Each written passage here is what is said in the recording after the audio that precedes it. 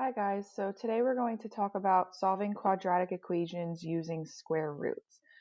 So what I would recommend doing is taking out a line sheet of paper and following along with the PowerPoint presentation. So just earlier in the previous lesson, you learned how to simplify radicals or simplify properties of square roots. And the reason that you learned that is now we're going to solve quadratic equations by taking the square root. So let's say you have a quadratic equation in this form. The goal really is to isolate, is to get x squared by itself.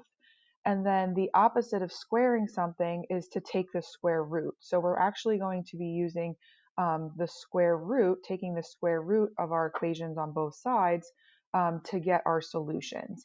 And we've talked about before how quadratic equations, they have the highest degree, or in other words, their largest exponent is 2, which means that most likely we end up with 2 solutions. And we can see here, right, if I were to take the square root, and actually let me use my pen here. So if I were to take the square root here, because it's the opposite of squaring, whatever I do to one side, I do to the other. And that's actually how I'm going to solve for x. Now, when I take the square root of a number, if that number is greater than 0, I'm going to have 2 solutions. And if you think about that, for example, if we talk about, like, let's say the square root of 4, right? I could technically multiply 2 times 2, positive 2 times positive 2 gives me 4. And negative 2 in parentheses squared means negative 2 times negative 2. That's going to also give me positive 4. Bear with me here. My trackpad is kind of hard to use.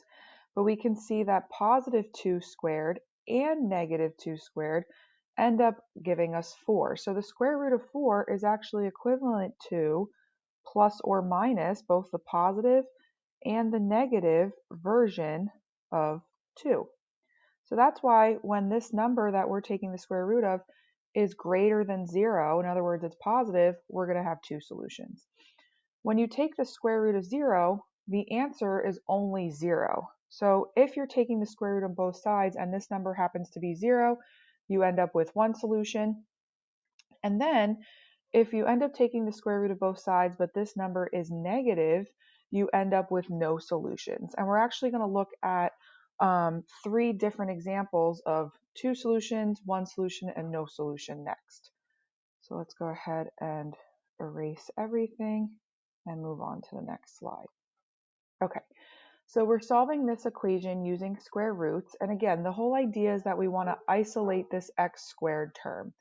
So here's our equation. We're going to add 27 to both sides. I'm trying to isolate x squared, which means I have to divide both sides by 3, and I get x squared equals 9. And since 9 is a perfect square, I can take the square root of that, and I'm going to get 2 values. So I'm going to have positive and negative 3 as my solution. Remember, negative 3 in parentheses squared gives us positive 9, and positive 3 squared also gives us 9. So for this situation, the solutions are 3 and negative 3. And something to keep in mind is that you could technically solve this by factoring. If you remember back to unit, I think it was just the last unit where we did this, we would use the zero product property, set it equal to 0, which it already is, and then we could factor out our GCF. We would see that here we're left with a difference of squares, which produces the binomial x minus 3 and x plus 3, and we end up getting the same solution. So this is just another way to solve a quadratic. We've talked about solving by factoring. Now we're looking at solving using square roots.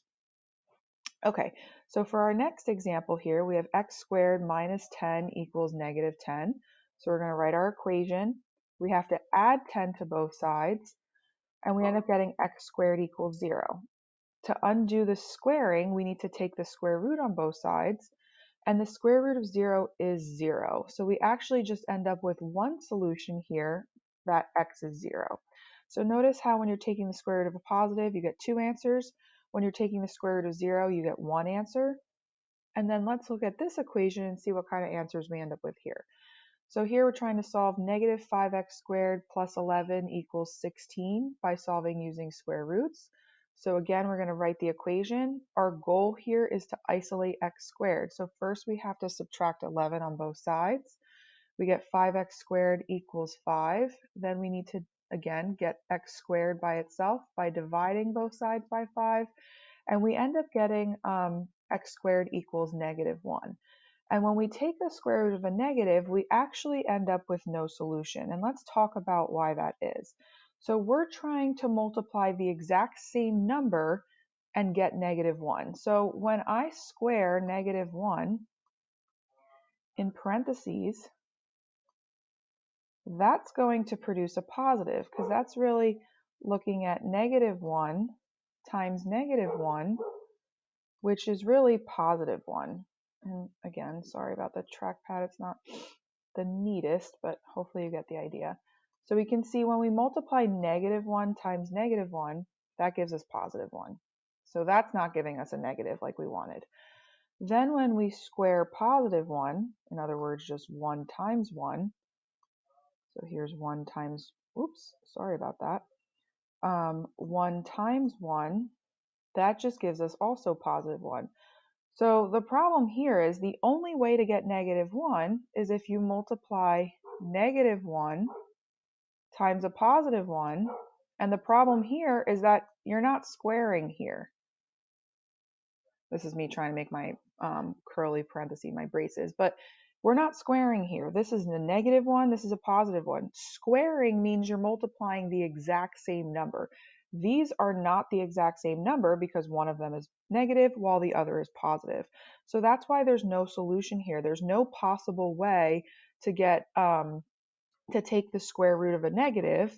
So that's why we end up with no solution. So when you're square rooting a negative, you end up with no solution.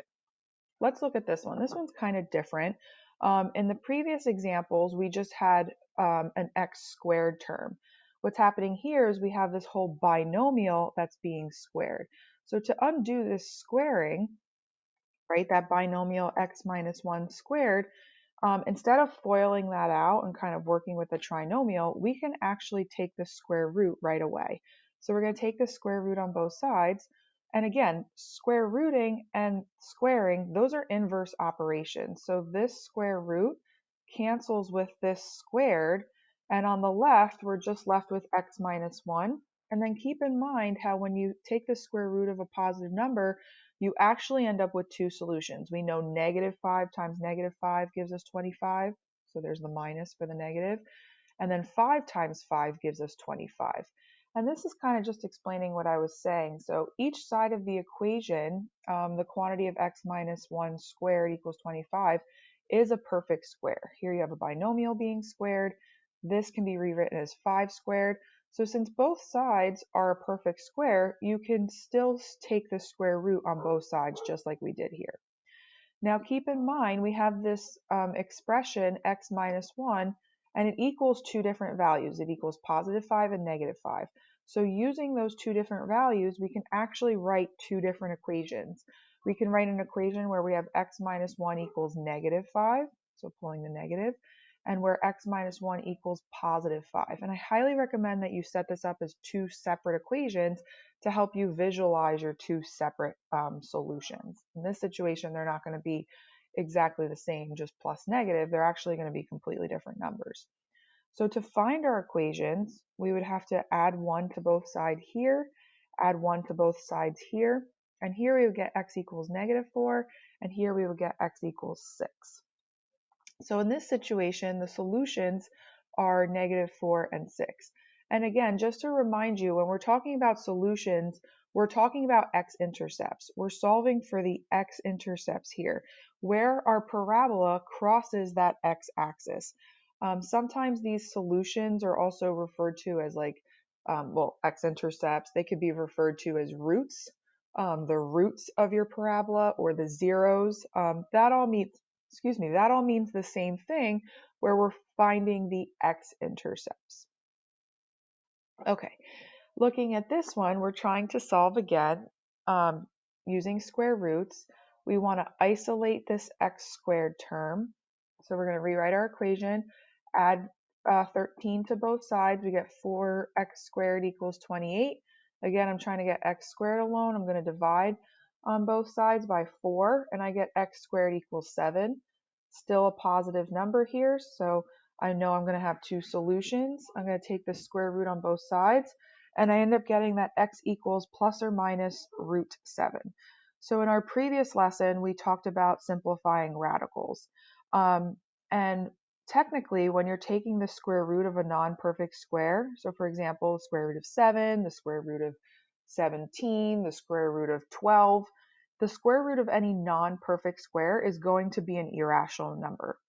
So there's two different ways that we can answer this problem. We can leave our answer in exact form, meaning we're not rounding it. So exact answers mean simplified radical form.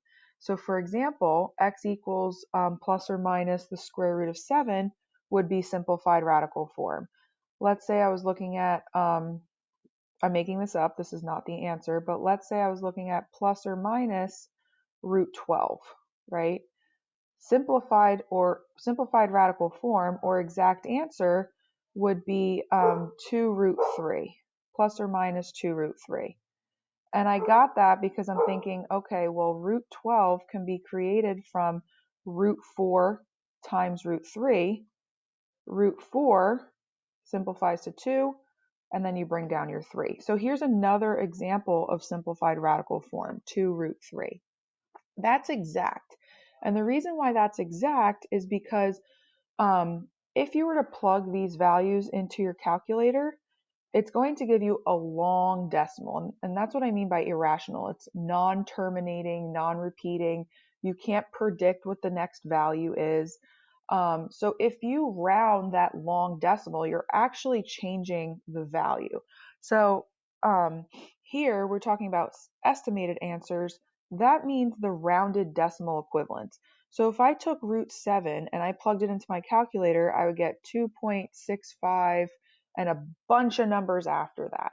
But if I round that number to 2.65, I've actually slightly changed it. I've estimated it some bit. So there is a difference.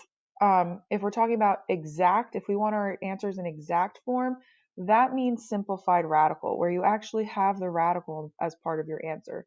If we're talking about estimated answers, that means that you're taking this radical, this root 7 or root 12 or 2 root 3, you're plugging it into your calculator and you're rounding it, let's say, to the nearest hundredth to estimate it. Both of these answers are valid. It just depends on what your directions are saying. So for example, if it asks for exact or simplified radical form, you would say x equals plus or minus root 7. If it asks for your estimated solutions, then you would say negative or plus or minus 2.65. I just want to clarify this squiggly equal sign means approximately. And we use that because we're rounding. Again, we're changing the value of this irrational number. So keep that in mind. There might be times where we ask for exact answers in simplified radical form. On your big ideas assignment, part 2 of this lesson, there's an online assignment. You'll be asked to estimate your answers. So just kind of clarifying that for you. Okay, and that wraps up our video. If you have any questions, please contact your teacher, and we look forward to hearing from you.